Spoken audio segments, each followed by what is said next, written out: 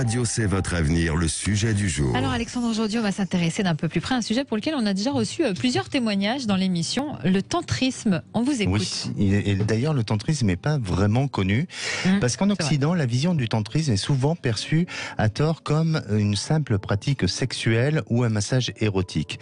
Eh bien, ce n'est pas que ça, Trina. En fait, le tantrisme, appelé tantra, est une pratique spirituelle qui vise à faire circuler votre énergie sexuelle, bien sûr, et associer ce qui s'oppose pour former l'unité et l'union. C'est spirituel, il faut insister là-dessus. Exactement. Avant tout, c'est d'abord une approche spirituelle. D'où le fait qu'on en parle. D'où le fait, effectivement, qu'on en parle dans cette émission. Voilà. Alors, l'esprit se confond avec la matière, comme la femme et l'homme, et comme aussi le yin et le yang, pour ne faire plus qu'un. Le moi, notre moi intérieur, ne se distingue plus de l'extérieur et ni des autres. Il permet d'atteindre un niveau de conscience supérieur. Alors, c'est en se dirigeant vers cet état d'éveil spirituel qu'il est alors possible de développer un rapport différent à la sexualité.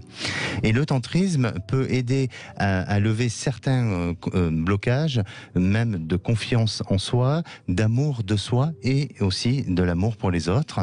Alors c'était une pratique qui a été inspirée tout d'abord en Inde et elle sera ensuite adoptée par le bouddhisme.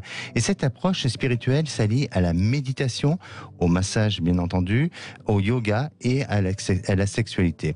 La pratique la plus connue c'est le massage tantrique qui fait appel au sens du toucher. D'accord. Et si chez vous pratiquez le tantrisme, eh bien venez nous en parler, on serait ravis d'avoir vos témoignages.